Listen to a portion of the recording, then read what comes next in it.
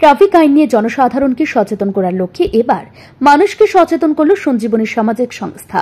শনিবার রাজধানীর ব্যস্ততম রাস্তায় দাঁড়িয়ে যানবাহন চালকদের সচেতন করলেন এই সংস্থার কর্মীরা। এই বিষয়ে সংস্থার কর্মী অনামিকা চৌধুরী বলেন, ত্রিপুরায় মাত্রা অতিরিক্তভাবে বেড়ে চলেছে যান দুর্ঘটনা। এমন একটি দিন বাদ যায় না রাজ্যের কোনো না কোনো স্থানে যান দুর্ঘটনা ঘটছে না, আর তাতে করে বহু মানুষ অকালে প্রাণ হারাচ্ছেন।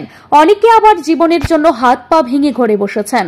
তিনি বলেন, অধিকাংশ মানুষ স্টাইল করে হেলমেট ছাড়াই বাইক নিয়ে স্কুটি হয়ে বের হয়ে যাচ্ছেন।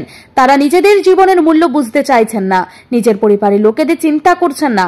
ফলে দ্রুত বেগে যানবাহন নিয়ে চলতে গিয়েই দুর্ঘটনা পড়ে নিহত হচ্ছেন।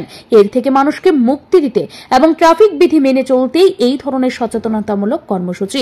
বেসরকারি সংস্থা ও ট্রাফিক দপ্তরের সহযোগিতায় হয়েছে এই জনসচেতনতামূলক কর্মসূচি।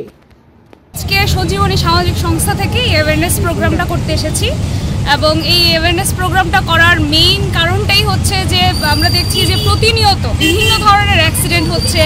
হেলমেট পরা লোকে ভুলে গেছে স্টাইলের কারণে, লোকে তারপর কোনো না কোনোভাবে সিট বেল্ট লাগাচ্ছে না, খুব রেকলেসলি গাড়ি চালাচ্ছেন এবং ওরা টার্নিংসগুলোতে খেয়াল রাখছেন না, ওভারটেক করার চেষ্টা করছেন।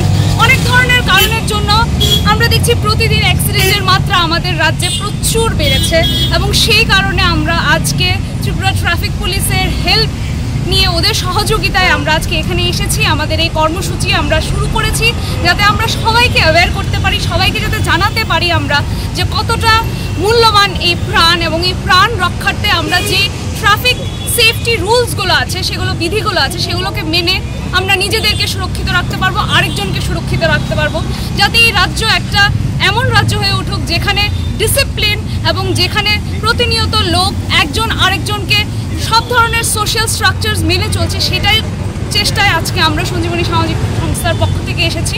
আশা করছি যে আমাদের এই কর্মসূচিটার কারণে আরও বেশি লোক অ্যাওয়্যার হবে, আরও বেশি লোক বুঝবে, জানবে যে কতটা ভুল এই ওভার স্পিডিং, স্পিড লিমিট না রাখা একটা প্রপার বা হেলমেট ছাড়া চালানো, এগুলো কতটা ভুল ওরা যাতে বোঝে এবং ওরা যাতে এগিয়ে গিয়ে এই সমাজটাকে আরও সুন্দর করতে পারে, প্রাণ বাঁচুক, সমাজ সুন্দর হোক, সেটাই আমাদের প্রচেষ্টা থাকবে। ব্যুরো রিপোর্ট, ঋদ্ধি নেটওয়ার্ক।